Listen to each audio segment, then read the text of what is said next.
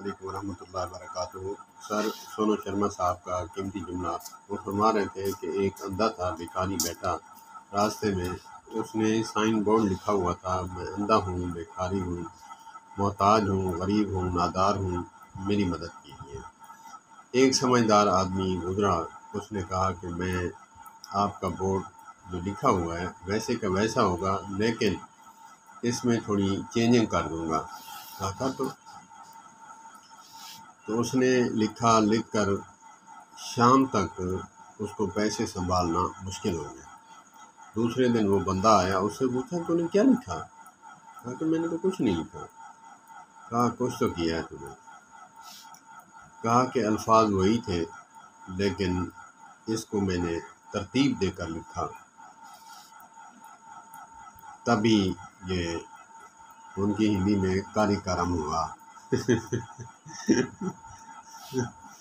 تو گجب ہو گیا، شام تک گجب ہو گیا۔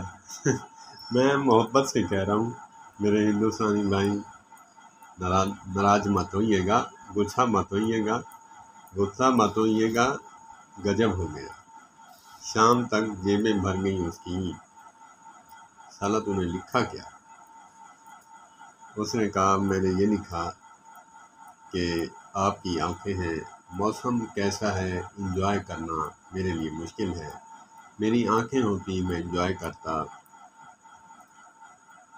میری آنکھیں ہوتی دن کو دیکھتا، سورج کو دیکھتا، چاند کو دیکھتا، میری آنکھیں ہوتی تو میں اپنی ماں کو دیکھتا، اپنے باپ کو دیکھتا۔